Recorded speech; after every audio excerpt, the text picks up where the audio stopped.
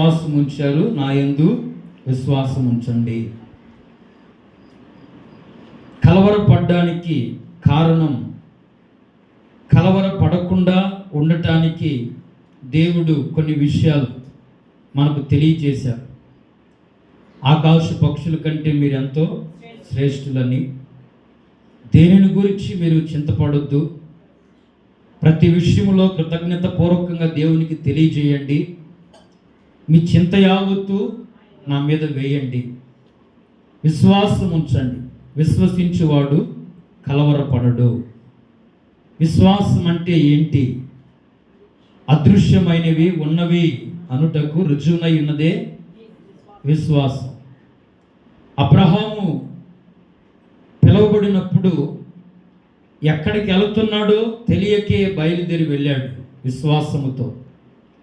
వాగ్దానం చేసిన దేవుడు నమ్మదగిన వారు కనుక విశ్వాసం ఉంచి అబ్రహాము గారు దేవుని యందు విశ్వాసం ఉంచి బయలుదేరి వెళ్ళాడు. దేవుడు అన్ని విషయాల్లో అబ్రహాము గారిని ఆశీర్వదించాడు.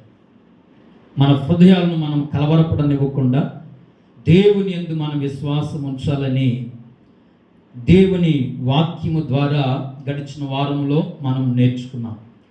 మరి ఈ రోజున చాలా ప్రాముఖ్యమైనటువంటి విషయాలు మనము నేర్చుకోబోతున్నాం. చాలా జాగ్రత్తగా శ్రద్ధగా ప్రతి ఒక్కరూ ఆలకించాలని ప్రభు పేరట మరొకసారి తెలియచేయుచున్నాం. అపోస్తలుడైన పౌలు గారు కొరింథీయులకు రాసినటువంటి 2వ పత్రిక చదువుకుందాం. అపోస్తలుడైన పౌలు గారు కొరింథీయులకు రాసిన 2వ పత్రిక 8వ అధ్యాయం మొదటి నుండి మనం చదువుకుందాం. 8వ అధ్యాయము మొదటి నుండి మనం చదువుకుందాం. సహోదరులారా, మాసిదోనియా సంఘములకు అనుగ్రహింపబడి ఉన్న దేవుని కృపను గూర్చి మీకు తెలియజేయుచున్నాము. చాలండి. దేవుని బిడ్డలారా, ఇక్కడ చదవబడినటువంటి వాక్య భాగములో మనము కాస్త గమనిస్తే దైవజనుడైనటువంటి పౌలు గారు ఈ కొరింథీ సంఘానికి పత్రిక రాస్తూ మాసిదోనియా సంఘాలను గురించి తెలియజేస్తూ ఉన్నారు. మాసిదోనియా సంఘాలలో ఉన్నటువంటి సంఘాలను గూర్చి తెలియజేయుచున్నారు. మాసిదోనియా సంఘాలకు అనుగ్రహించబడిన దేవుని కృపను గూర్చి తెలియజేస్తున్నాడు. మాసిదోనియాలో కొన్ని సంఘాలు ఉన్నాయి. ఫిలిప్పు అనే సంఘం, తెస్సలోనికేలు అనే సంఘం, మాసిదోనియా సంఘం. ఈ సంఘాలకు దేవుడు అనుగ్రహించినటువంటి కృపను గూర్చి తెలియజేస్తున్నాడు. దేవుడు ఈ సంఘాలకి కృపను అనుగ్రహించాడు. ఎన్నో సంఘాలు ఉన్నాయి, ఎన్నో సంఘాలు స్థాపించబడి ఉన్నాయి, ఎన్నో సంఘాలు భూమి మీద నిలిచి ఉన్నాయి. కానీ మాసిదోనియాలో ఉన్నటువంటి సంఘాలను గూర్చి ప్రత్యేకంగా దైవజనుడైనటువంటి పౌలు గారు కొరింథీ సంఘానికి తెలియజేస్తూ ఉన్నాడు. మాసిదోనియాలో ఉన్నటువంటి సంఘాలు ప్రత్యేకించబడ్డాయి. మాసిదోనియాలో ఉన్నటువంటి సంఘాలు ప్రతిష్ఠించబడి ఏర్పాటు చేయబడి దేవుని కృపకు పాత్రులైనటువంటి సంఘాలుగా మార్చబడ్డాయి. మాసిదోనియాలో ఉన్నటువంటి సంఘాలు దేవుని కృపను పొందుకున్నటువంటి సంఘాలుగా నిలిచి ఉన్నాయి. హల్లెలూయా, గట్టిగా చెప్తాం హల్లెలూయా. దేవుని కృపను పొందుకున్నటువంటి సంఘాలు అవి. ఎన్నో సంఘాలు ఉన్నా కూడా మాసిదోనియాలో ఉన్న సంఘాలు మాత్రము ఒక ప్రత్యేకంగా పిలువబడుతున్నాయి, ప్రకటించబడుతున్నాయి, దేవుని కృపను గూర్చి తెలియపరచబడుతూ ఉన్నాయి.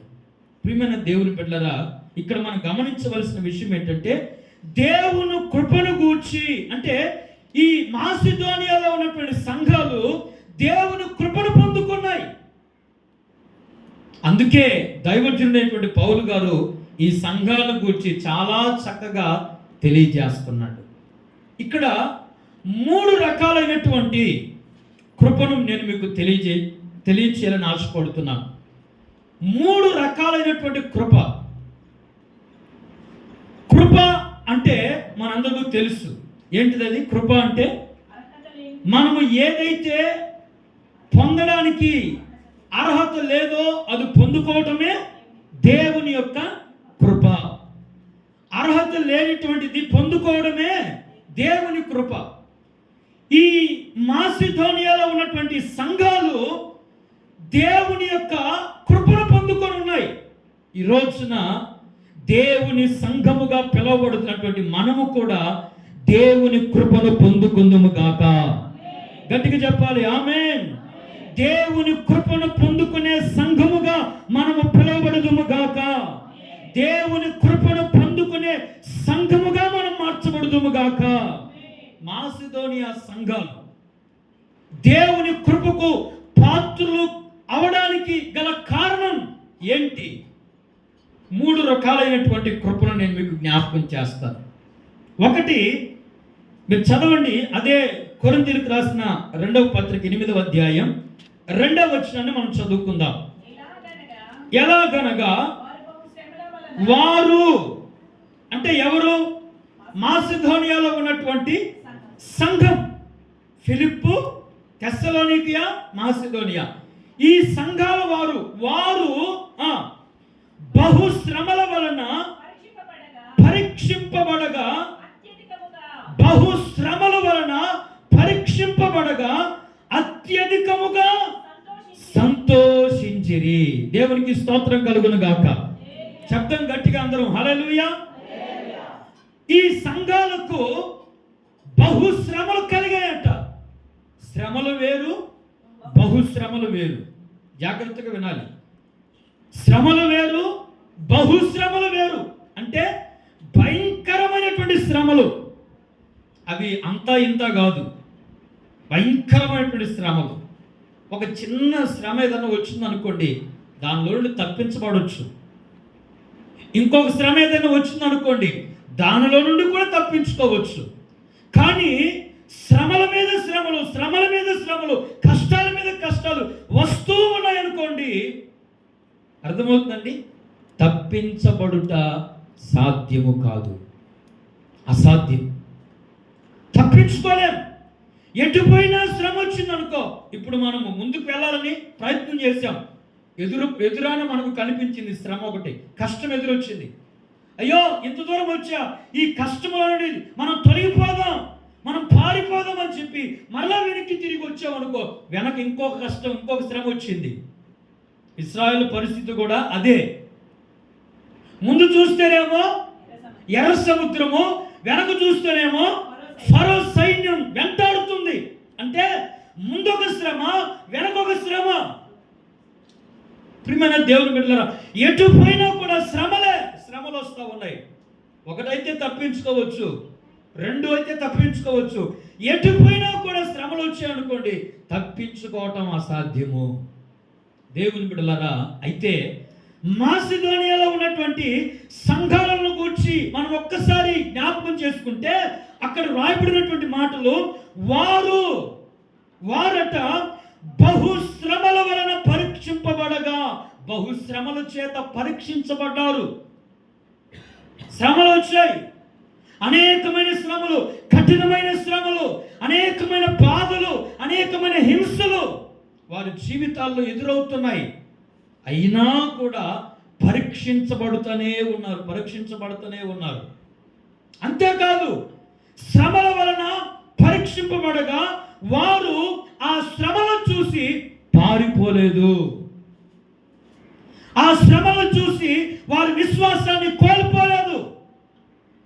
ఆ శ్రమలను చూసి వారు దేవునికి దూరమైపోలా. ఈరోజున చాలా మంది జీవితాలు మనం చూస్తే, ఏదైనా చిన్న శ్రమ వచ్చిందనుకోండి, దేవునికి దూరం అయిపోతారు. వినాలి జాగ్రత్తగా. ఏదైనా చిన్న శోధన, ఏదైనా చిన్న సమస్య, లేక ఏదైనా చిన్న కష్టం వచ్చిందనుకోండి, విశ్వాసాన్ని కోల్పోతారు, దేవునికి దూరం అయిపోతారు. మందిరానికి రావటం మానుతారు. మానేస్తారు. ఏంటయ్యా అంటే, ఏముందిలయ్యా, ప్రార్థనకి వెళ్తున్నాం, మందిరానికి వెళ్తున్నాం, ప్రార్థన చేస్తున్నాం, అన్నీ బాగానే ఉన్నాయి, కానీ కష్టాలు మాత్రం తొలగిపోవట్లేదు. కష్టాలు మాత్రం తొలగిపోవట్లా, తీరట్లా. అన్ని కష్టాలే, అన్ని బాధలే, అన్ని సమస్యలే. ఎటు చూసినా ఎప్పుడు మమ్మల్ని వెంటాడుతున్నాయ్యా, ఇంకెందుకు ప్రార్థన అన్నట్లుగా సతికిలబడిపోతున్నారు విశ్వాసములో, ఆత్మీయ జీవితంలో, రక్షణ జీవితంలో కోల్పోయి, వెనకబడిపోయి ఆత్మీయ జీవితాన్ని పతనము చేసుకుంటున్నారు ఈ రోజున ఎంతో మంది. ప్రియమైన దేవుని బిడ్డలారా, మాసిదోనియా సంఘము దేవుని కృపను పొందుకోవడానికి గల కారణం ఏమిటంటే, దేవుని వాక్యం సెలవిస్తుంది, వారు బహు శ్రమల వలన పరీక్షింపబడి, శ్రమలు వచ్చినా కూడా శ్రమలను ఎదురిస్తున్నారు. హల్లెలూయా. శ్రమలు వచ్చినప్పటికీ కూడా శ్రమలను జయిస్తున్నారు. శ్రమలు వస్తున్నాయి, కష్టాలు వస్తున్నాయి, బాధలు వస్తున్నాయి, సమస్యలు వస్తున్నాయి, అయినా కూడా వారు ఆ శ్రమలలో నుండి తప్పించబడుతూ, శ్రమలను ఎదిరిస్తూ, శ్రమలలో నిలబడిన వారై శ్రమలలో దేవుని సన్నిధిలో సంతోషిస్తూ ఉన్నారు. దేవునికి స్తోత్రం కలుగును గాక. శబ్దం గట్టిగా హల్లెలూయా, హల్లెలూయా. బహు శ్రమల వలన పరీక్షింపబగా అత్యధికముగా వారట సంతోషించిరి. నేను అంటాను, శ్రమలు వస్తే ఎవరైనా సంతోషిస్తారండి? చెప్పండి. శ్రమలు వస్తే, కష్టాలు వస్తే ఎవరైనా సంతోషిస్తారా? సంతోషిస్తారా?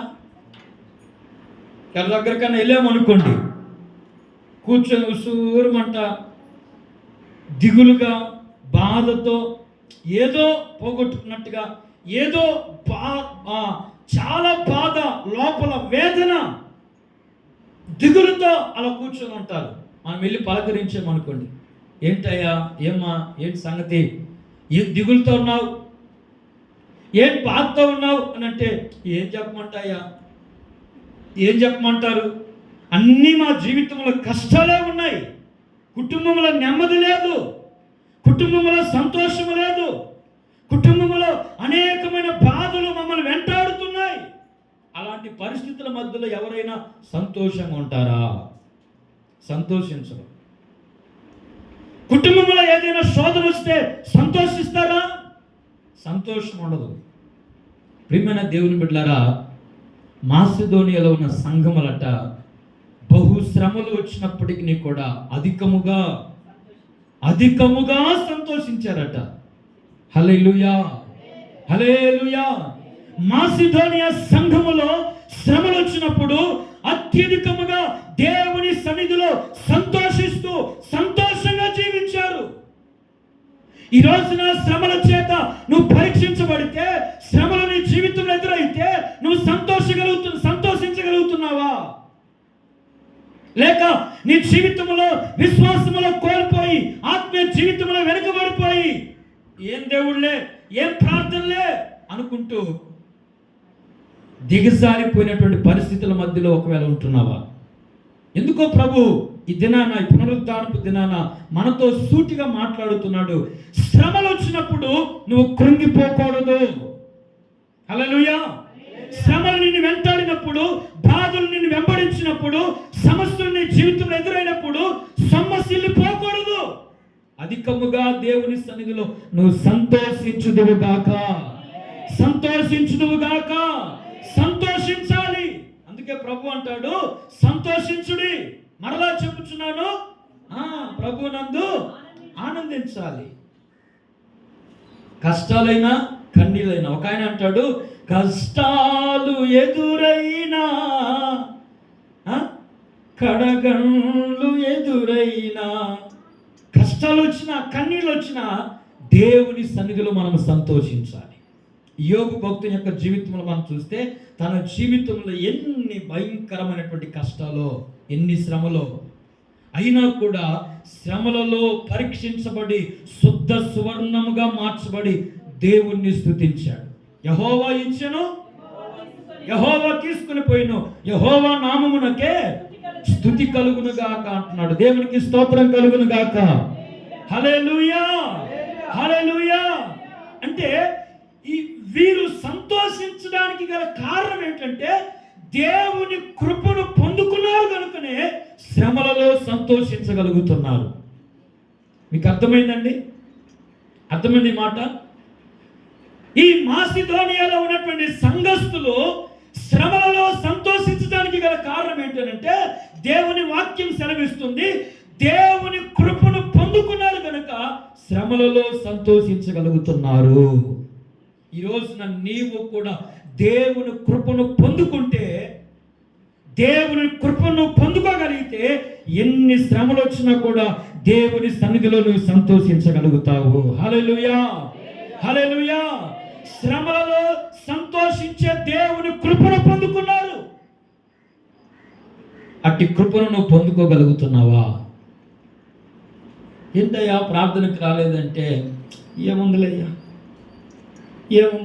నీరసంగా చెప్తా ఉంటారు కొంతమంది. ఏమైంది అంటే ఏదో చిన్న సమస్య, ఏదో బాధ వెంటాడుతుంది, దాన్ని చేయించలేక. ఒకసారి మనం ఆలోచన చేయాలి ప్రియమైన దేవుని బిడ్డలారా. గత దినాల్లో మనందరికీ తెలిసిన విషయాన్ని జ్ఞాపకం చేస్తాను. మణిపూర్ పరిస్థితి మనకు తెలుసు కదా. మణిపూర్ రాష్ట్రంలో ఉన్నటువంటి జరిగినటువంటి పరిస్థితి ఇప్పటికి కూడా మణిపూర్లో భయంకరమైనటువంటి హింసలు జరుగుతూ ఉన్నాయి. మణిపూర్ రాష్ట్రంలో మందిరాలను కూల్చేశారు, సంఘాలను కూల్చేశారు, ప్రజలను మనుషుల్ని ఏం చేశారు? దారుణంగా దారుణంగా భయంకరంగా ఓచుకోత కోశారు, దారుణంగా హింసించారు, రోడ్ల మీద ఊరేగించారు, నగ్నంగా ఊరేగించారు, ఇళ్ళన్ని కూల్చేశారు. భయంకరమైనటువంటి పరిస్థితులు ప్రజలు ఎదుర్కొన్నారు. తినడానికి తిండి లేనటువంటి పరిస్థితి, నివసించడానికి ఇదిగో వాళ్ళు నివసించడానికి సరైనటువంటి స్తోమత లేక స్థితి లేక స్థావరం గూడు కూడా లేదు. చెట్ల కింద అడవుల్లో, అర్థమవుతుందండి, అక్కడ సంచరించారు ప్రజలు, అక్కడ నివాసం చేశారట. అలాంటి భయంకరమైనటువంటి పరిస్థితుల్లో మణిపూర్ రాష్ట్రంలో జరిగాయి. చిన్న పసిబిడ్డలను ఘోరంగా చంపారు. ఒకరికొకరి సంబంధం లేకుండా పిల్లల కుటుంబాలైతే విలవిల్లాడిపోయాయి, ఆకలి దప్పులతో అల్లాడిపోయారు ప్రజలు. అనేక దినాలు చీకటి రాత్రులు ఎన్నో వాళ్ళ జీవితాల్లో గడిపారు. అంతగా హింసించారు ఆ రాష్ట్రంలో. ఈ మధ్య కాలంలోనే, ఎన్నో సంవత్సరాల కిందట కాదండి, ఈ మధ్య కాలం ఇప్పటికి కూడా జరుగుతూనే ఉన్నాయి. అయినా కూడా మొన్న ఈ మధ్య ఒక చిన్న వీడియో క్లిప్ నేను చూశాను. ఏంటంటే పడిపోయి కూలిపోయినటువంటి మందిరం బయట అక్కడ ఉన్నటువంటి ప్రజలు, మణిపూర్ ప్రజలు, దేవుని యందు విశ్వాసం ఉంచినటువంటి వారు, దేవునిలో రక్షణ పొందుకొని దేవునిలో కొనసాగించబడుతున్నటువంటి వారు ఆ పడిపోయి కూలిపోయినటువంటి మందిరం బయట నిలబడి పాటలు పాడుతూ దేవుణ్ణి స్తుతిస్తూ ఉన్నారు. గట్టిగా చెప్పకూడదమ్మా? గట్టిగా హల్లెలూయా, హల్లెలూయా. కూలిపోయినా కూడా, సరైనటువంటి స్తోమత లేకపోయినా కూడా శ్రమలలో ఏం చేస్తున్నారు? సంతోషిస్తున్నారు. మేము ఆరాధన ఆపం, దేవుణ్ణి స్తుతించడం మేము మానం. అందుకే ఒక భక్తుడు, ఒక సేవకుడు పాట రాశాడు, నేను ఎల్లప్పుడూ యెహోవాను సన్నుతింతును, నిత్యము ఆయన కీర్తి నా నోట ఉండును, అంతా నా మేలుకే, అంతా నా మంచికే, ఆరాధనాపను, స్తుతించుట మానను. ఎల్లప్పుడూ కూడా దేవుణ్ణి చెప్పాలి, దేవుణ్ణి స్తుతించాలి. శ్రమ వచ్చినా, కష్టం వచ్చినా, బాధలే వచ్చినా దేవుణ్ణి స్తుతించటం మర్చిపోకూడదు. చెప్దామా గట్టిగా? హల్లెలూయా, హల్లెలూయా. బహు శ్రమలు వచ్చినప్పుడు పరీక్షించబడగా ఇదిగో వారు అత్యధికముగా సంతోషించారు. సంతోషించడానికి కారణం ఏమిటంటే దేవుని కృపను పొందుకున్నారు కనుక. దేవుని కృపను పొందుకున్నారు. ఏంటయ్యా ప్రార్థనకు రాలేదంటే, జలుబు చేసింది పాస్టర్ గారు. ఏం చేసిందంట? జలుబు చేస్తే మందిరానికి రారా? ఏమ్మా ప్రార్థనకు రాలేదు అని అంటే, ఏం లేదయ్యా, చుట్టాలు వచ్చారు. చుట్టాలు వస్తే చుట్టాలు వస్తే ఏం చేయాలా? చుట్టి తీసుకురావాలా? చుట్టాలు వచ్చారు, కొంచెం బిర్యానీ వండుకొని తిన్నామని, ఈ ఒక్కవారే వారం వస్తుంది అయ్యా. అబ్బో, చూసారా? ఈ రోజున దేవుని సన్నిధిలో ఉన్నటువంటి మన జీవితాలలో దేవుని కృపను ఎందుకు పొందుకోలేకపోతున్నాం? దేవుని కృపకు పాత్రులము కాలేకపోవడానికి గల కారణం ఏంటి? దేవుని కృపకు దూరం అయిపోవడానికి కారణం ఏంటంటే, దేవుని సన్నిధిలో శ్రమ లేక కష్టం, ఏదైనా సమస్య మన జీవితంలో ఎదురైనప్పుడు వాటిని ఎదిరించలేక, వాటిని జయించలేక వాటికి మనం సరెండర్ అయిపోతున్నాం. వాటికి మనం సరెండర్ అయిపోతున్నాం.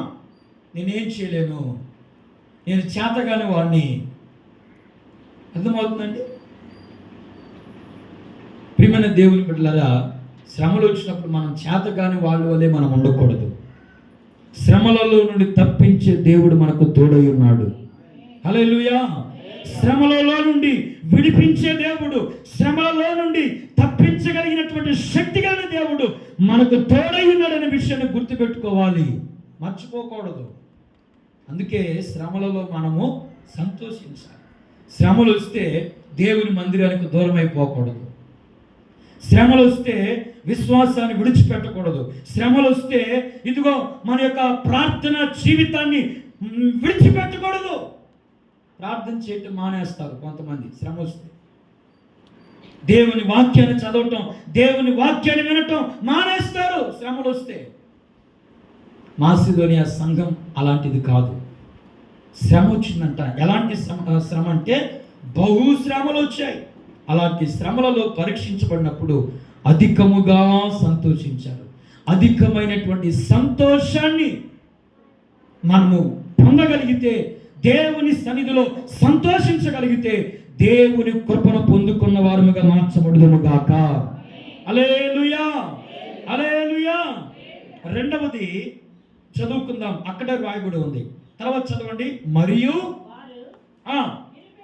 కొరింథీయులకు రాసిన 2వ పత్రిక 8వ అధ్యాయం 2వ వచనం, మరియు వారు నిరుపేదలైనను వారి దాతృత్వము, వారు నిరుపేదలైనను వారి దాతృత్వము బహుగా విస్తరించిందట.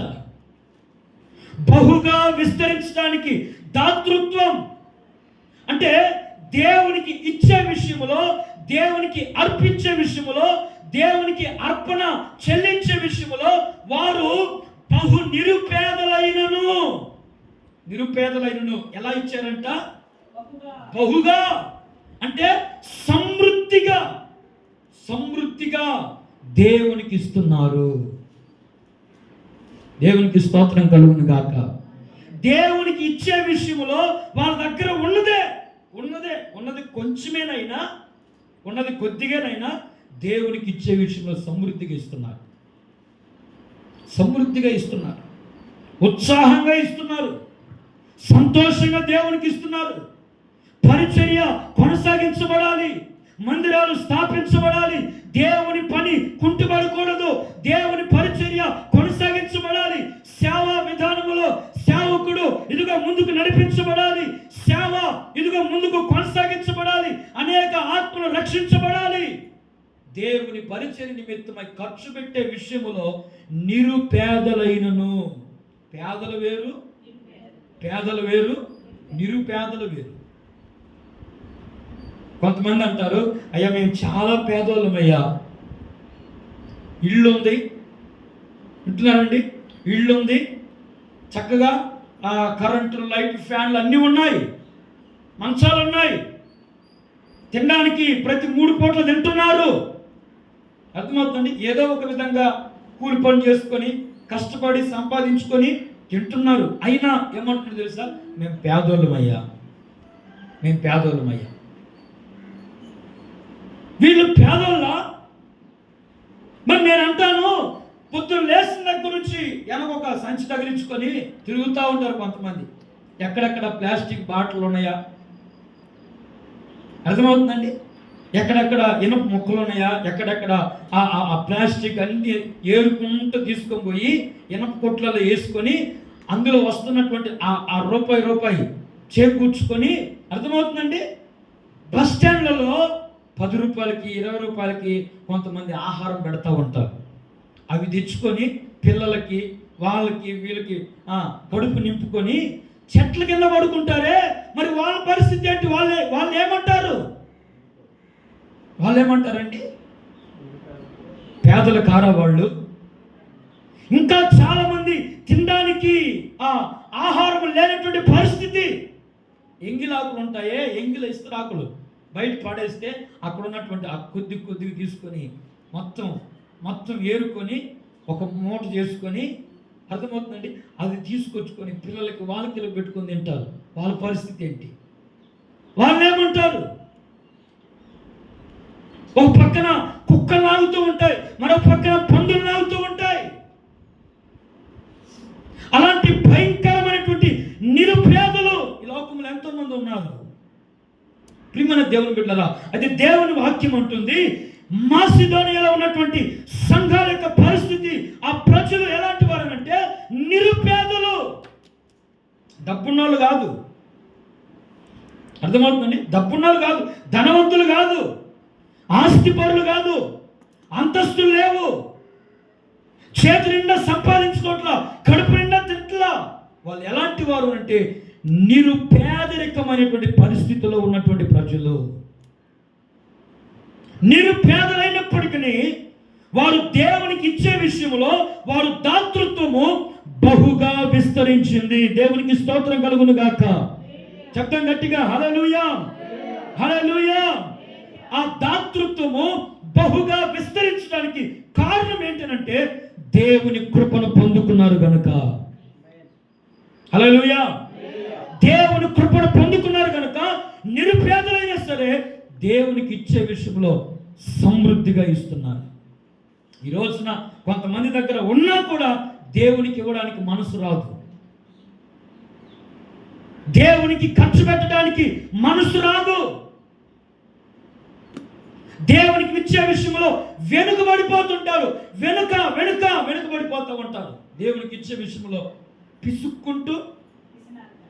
పిసుక్కుంటూ గొనుక్కుంటూ సమృద్ధిగా కాదు. అర్థమవుతుందండి? దేవునికి ఇచ్చే విషయంలో ఎలా ఇవ్వాలో తెలుసా? గలతీ పత్రికలో రాస్తాం, ఉత్సాహంగా దేవునికి ఇవ్వాలంటారు. హల్లెలూయా. సంతోషంగా దేవునికి ఇవ్వాలి. ఇంకా చూస్తే ఒక మాటని మీకు జ్ఞాపకం చేస్తాను, చదవండి. 16వ అధ్యాయము కొరింథీయులకు రాసిన మొదటి పత్రిక 16వ అధ్యాయం మొదటి వచనం చదువుకుందాం. మొదటి వచనం నుండి చదువుకుందాం.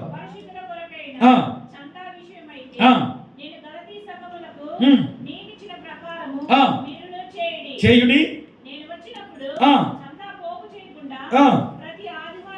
ప్రతి ఆదివారమున మీలో ప్రతివాడును, అదిగో చూడండి అక్కడ రాయబడిన మాట, మీలో ప్రతివారును ప్రతి ఆదివారమున తాము వర్తిల్లిన కొలది తాము ఎంత కొంత సొమ్ము నిలవ చేయాలి. దేవుని కోసం, పరిచర్య కోసం, సంఘము కోసం, పరిచర్య ముందుకు కొనసాగించబడడం కోసం, దేవుని సేవ అభివృద్ధి కోసం. ఇదిగో దేవుడు నీకు ఇచ్చిన దాంట్లో తాను వర్ధిల్లే కొలది ఎంత ఇస్తున్నాడు? ఎంత వస్తుంది? వర్ధిల్లే కొలది దేవునికి ఇవ్వాలి నువ్వు. హల్లెలూయా, హల్లెలూయా. నేను ఇంతే ఇస్తానని గీత తీసుకోకూడదు, నేను ఇంతే ఇస్తానని చెప్పేసి గీత గీయకూడదు. దేవుని విషయంలో మనం వర్ధిల్లే కొలది దేవునికి ఇవ్వాలి. ఇస్తే మనము ఆశీర్వదించబడతాం. దేవునికి స్తోత్రం. హల్లెలూయా, హల్లెలూయా. ఈ మధ్య కాలంలో జరిగినటువంటి సంఘటన ఒకసారి మనం చూస్తే మణిపూర్లోనే జరిగినటువంటి విషయాన్ని చూస్తే ఒక చిన్న ఆ ఫొటోస్లు వీడియోలు చూసా.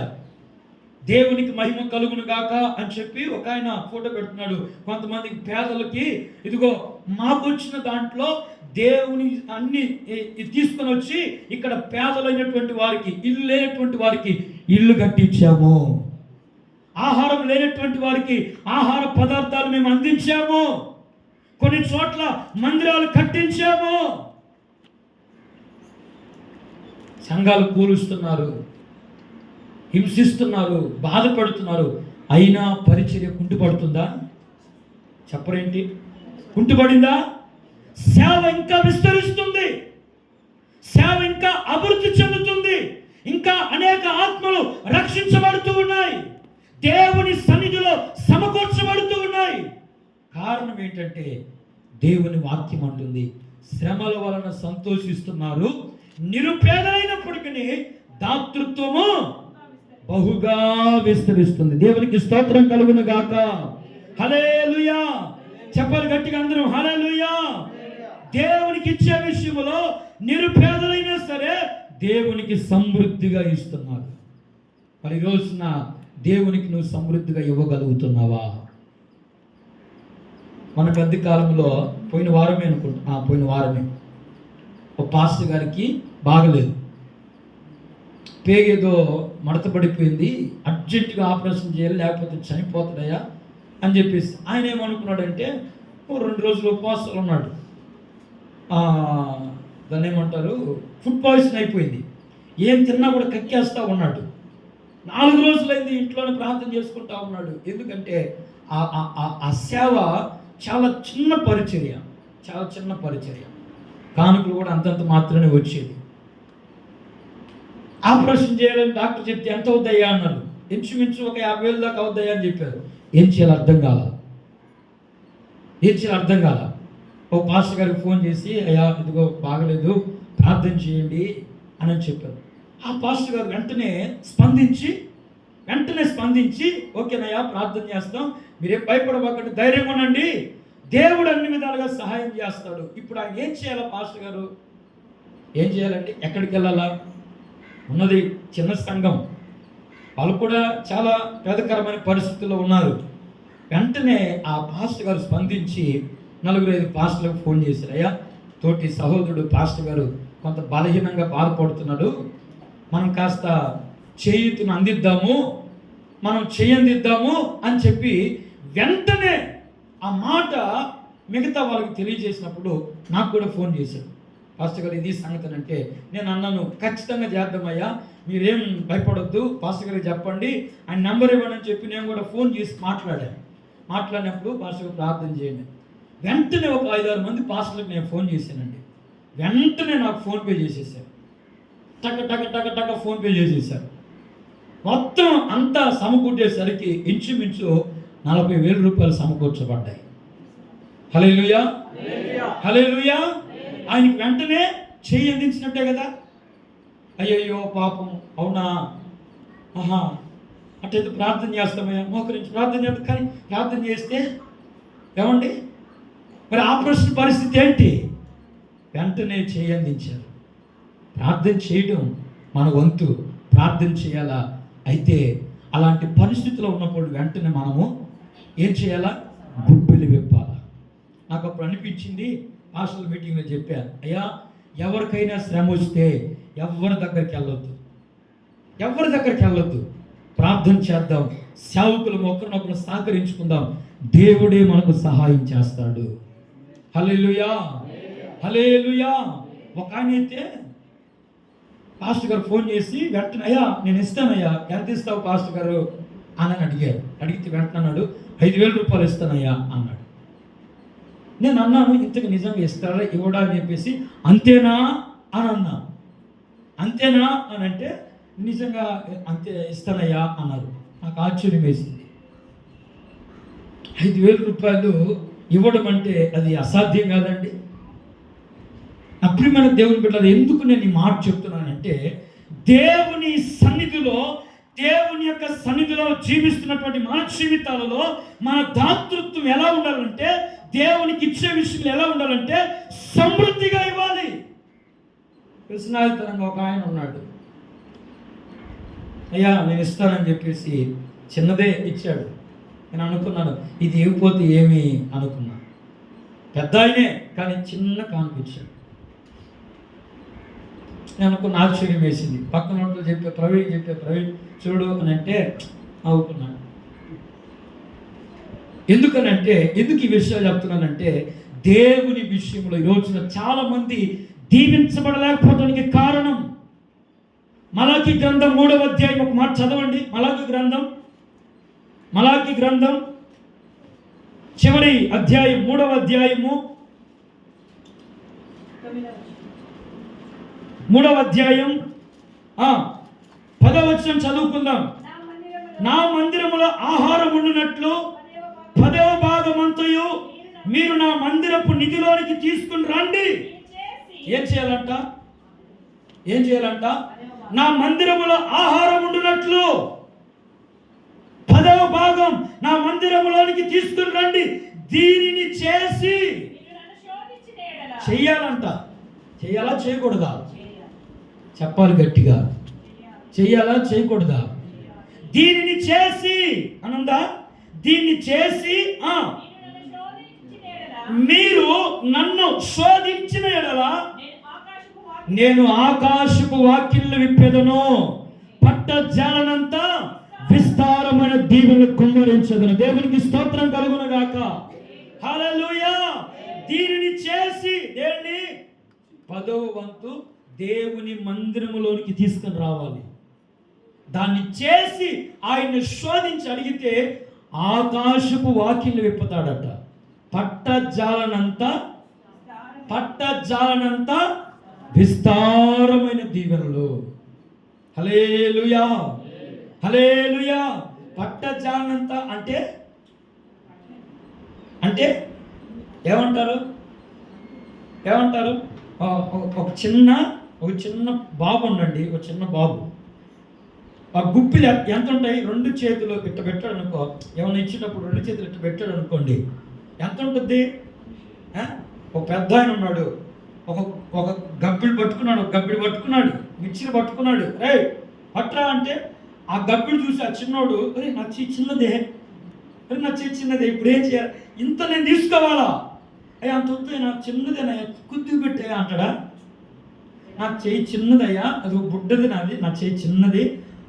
చూస్తేనేమో అంతుంది, అమ్మో చాలా ఎక్కువగా ఉందా, అది నేను తీసుకోవాలి, ఎట్లాగని తీసుకోవాలి చెప్పి వెంటనే ఆ చెయ్యి తీసేసి చాపేస్తాడు. అంతే, చొక్కా చాపేస్తాడు.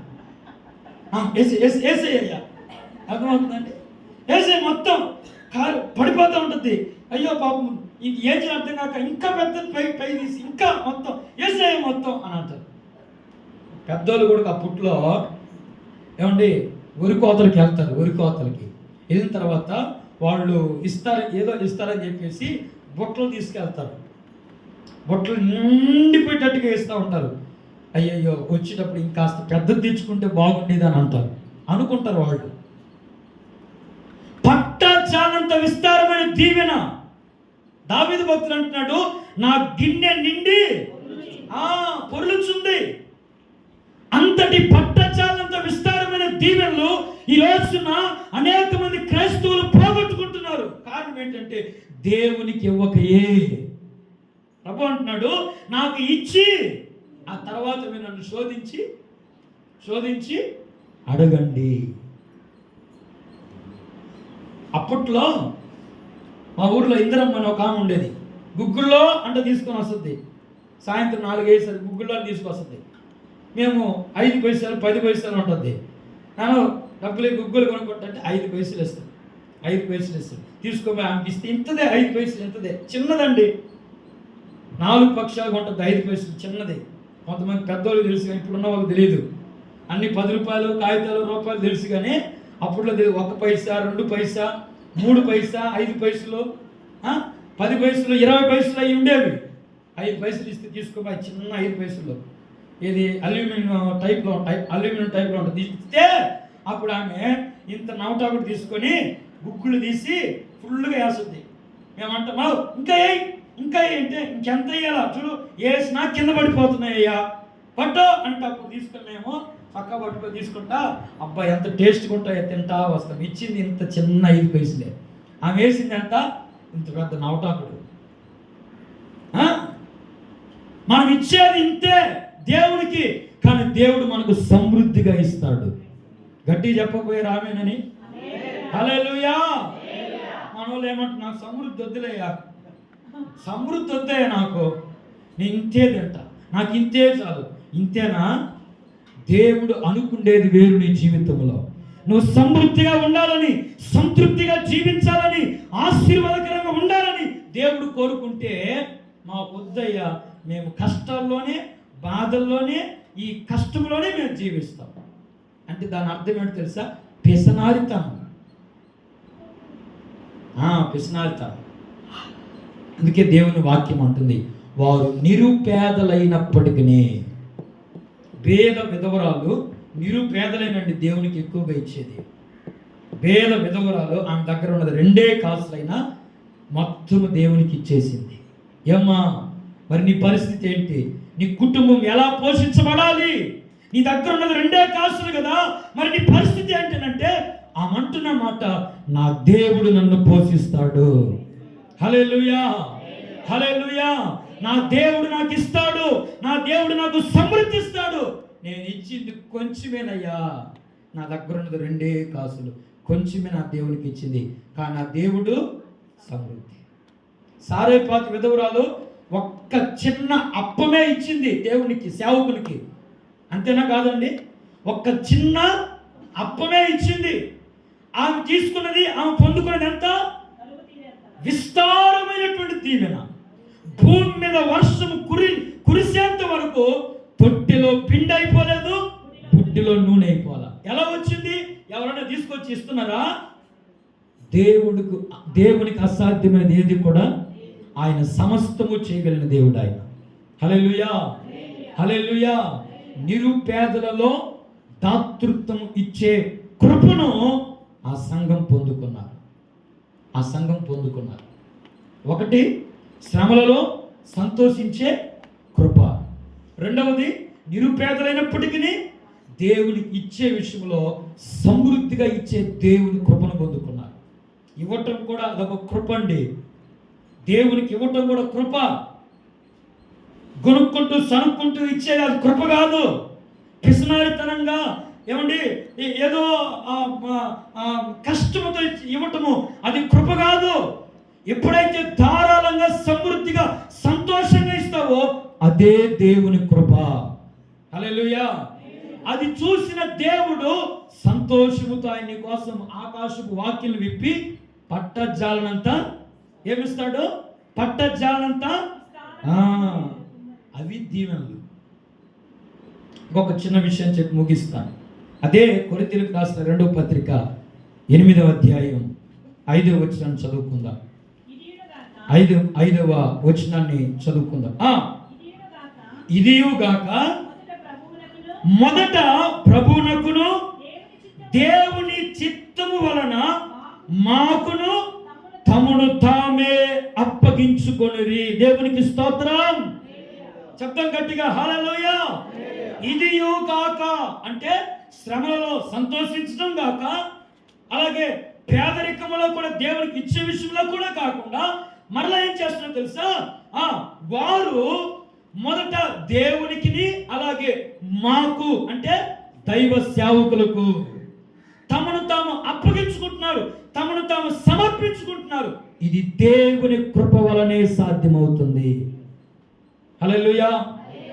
దేవుని కృప వలనే సాధ్యం. దేవునికి అప్పగించుకోవటం అంటే, సేవకునికి అప్పగించుకోవటం అంటే నీ అంతటా నువ్వు అప్పగించుకోలేవు, నీ అంతటా నువ్వు సమర్పించుకోలేవు. ఇది దేవుని కృప వలనే కలుగుతుంది.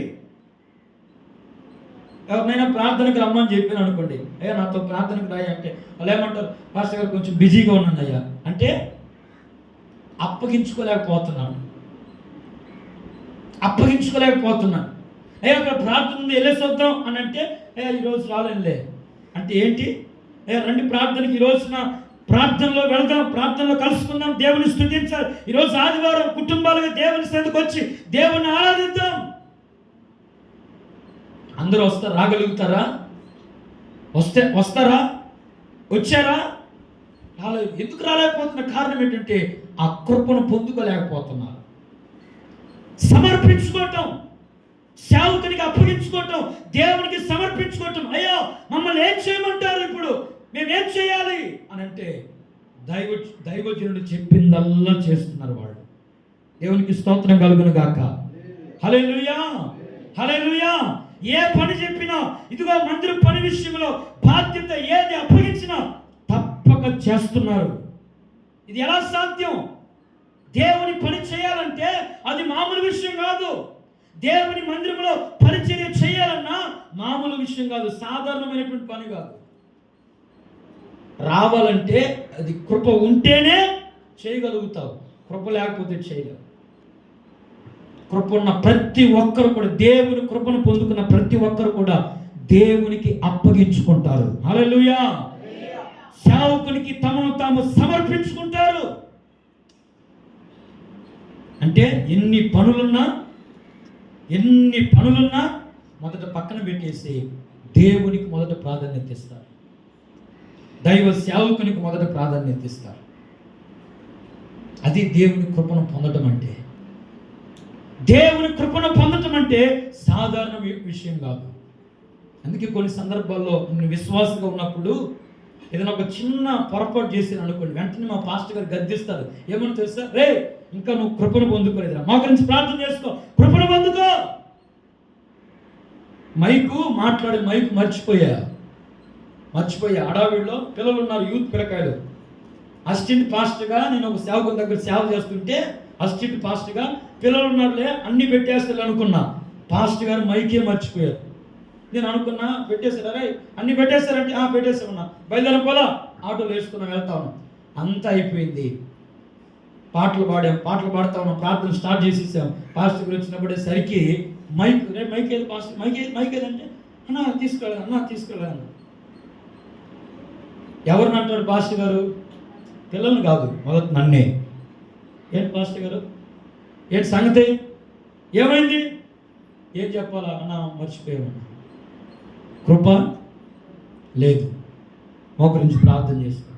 ఇంచుమించు 100 మంది ప్రజలు అక్కడ కూర్చున్నారు, వాక్యం వినడానికి వచ్చి కూర్చున్నారు. లేపి నిలబెట్టి మోకరించి ప్రార్థన చేసుకో, కృపను పొందుకో. అర్థమవుతుందండి?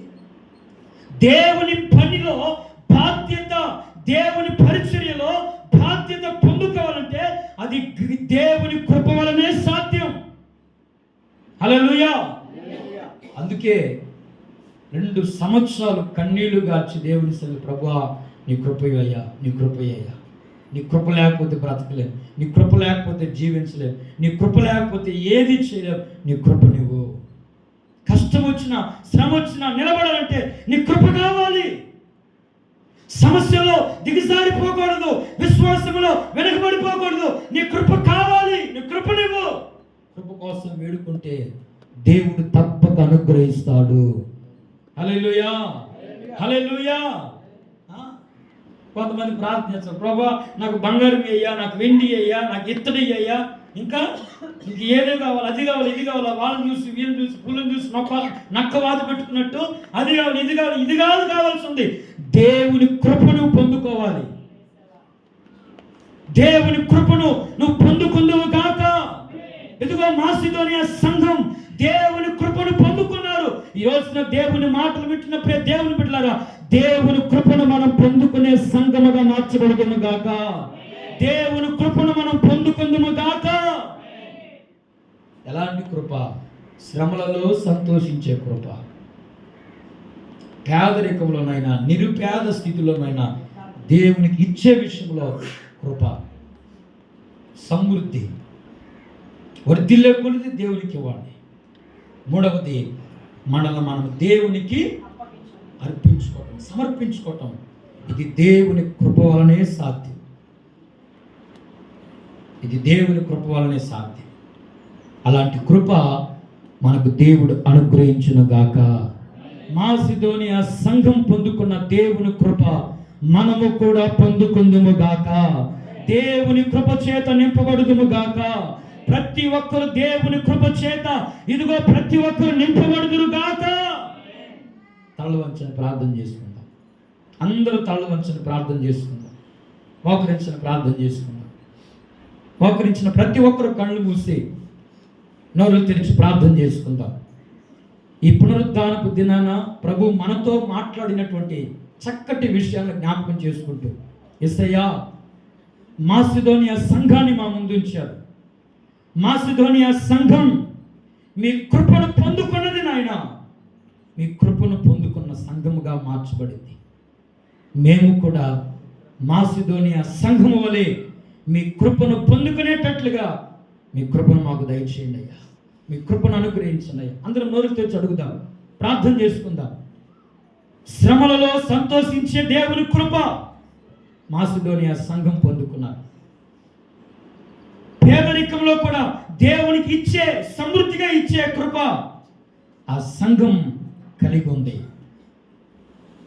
వారు తమకు తాము అప్పగించుకుంటున్నారు. ఇది దేవుని కృప వలనే సాధ్యం. తమకు తాము అప్పగించుకుంటున్నారు, అర్పించుకుంటున్నారు. అటు కృపను మాకు అనుగ్రహించండి నాయన అని ప్రార్థన చేసుకుందాం.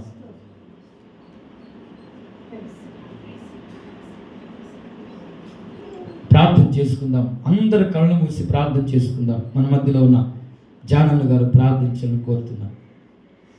పరిశుద్ధుడా, ప్రేమ కలిగిన పరలోకపు తండ్రి, నీ పరిశుద్ధమైన మహిమ కలిగిన పాదములకు వేలాది వందనాలు, స్తుతులు, స్తోత్రాలు నాయన. ఇంతవరకు నీ దాసులు చెప్పిన వాక్యమును బట్టి నీ పాదములకు స్తోత్రాలు. ఇదిగో నాయన, మాసిదోనియా సంఘస్థులు ప్రభువ, వారి కష్టాలలో ప్రభుని మీ కృపను పొందుకున్నారు, దాతృత్వముగా ఇచ్చారు, తనను తాను అప్పగించుకున్నారు ప్రభువ.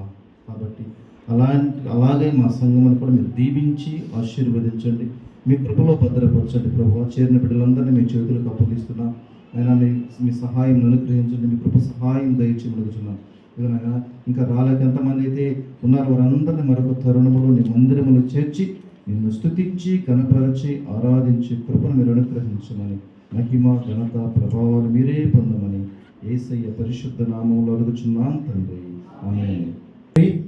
జీవం కలిగిన మా దేవ, జీవాధిపతిన యేసయ్య, మీ పరిశుద్ధమైన జీవం కలిగిన నామాన్ని బట్టి మీకు వందనాలు, స్తుతులు, స్తోత్రాలు చెల్లిస్తూ ఉన్నాం తండ్రి. గడిచిన దినాలన్నీ మీ కృప రెక్కల చాటున మమ్మల్ని అందరినీ దాచి కాపాడినందుకు నీకు స్తోత్రాలు చెల్లిస్తున్నాం. మరొకసారి ఈ పునరుద్ధానపు దినాన మీ సన్నిధిలో చేరి స్తుతించి గణపరిచి ఆరాధించుకునే గొప్ప భాగ్యాన్ని మాకు ఇచ్చినందుకు మీకే కృతజ్ఞతాస్తుతులు చెల్లిస్తున్నాం ప్రభువా.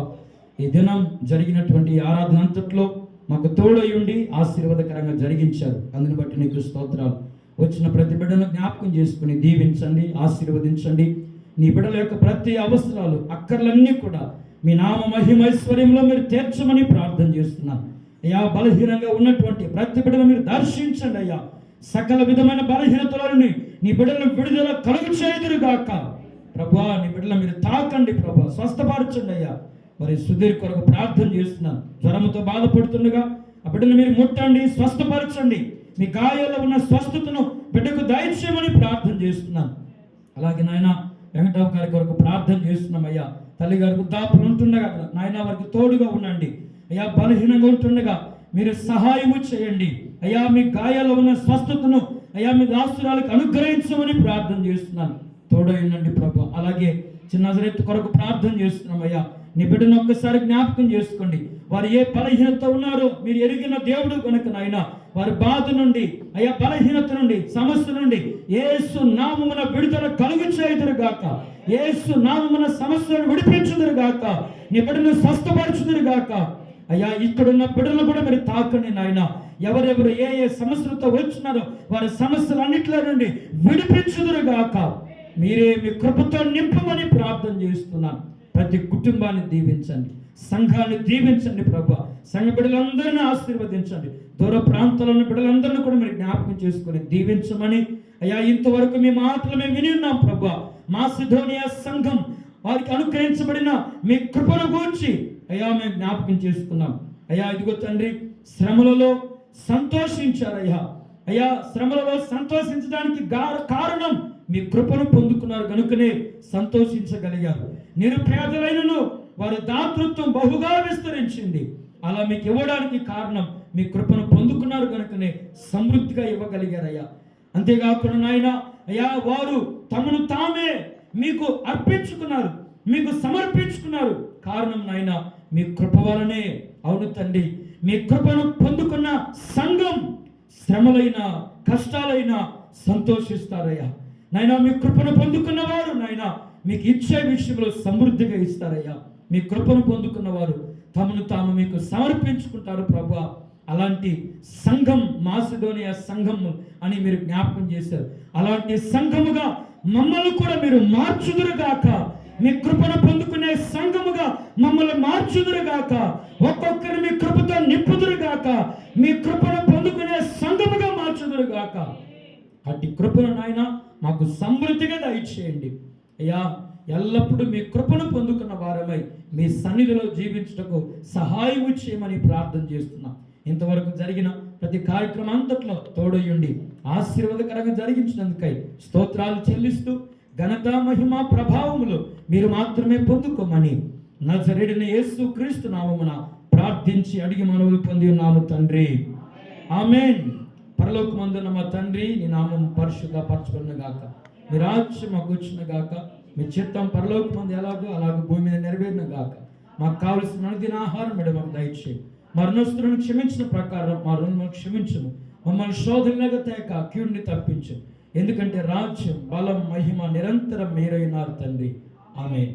మన తండ్రి అయిన దేవుని ప్రేమ, ప్రభువైన యేసు క్రీస్తు యొక్క కృప, పరిశుద్ధ ఆత్మ యొక్క సన్నిధి సహవాసం ఇప్పుడు ఎల్లప్పుడు మనకును సకల కోటి పరిశుద్ధులకును వాక్యం వినిన ప్రతి బిడ్డకును ఆయన కృపను పొందుకోవాలని తీర్మానం చేసుకున్న ప్రతి ఒక్కరికి ఆయన కృప సదాకాలము తోడైనను గాక.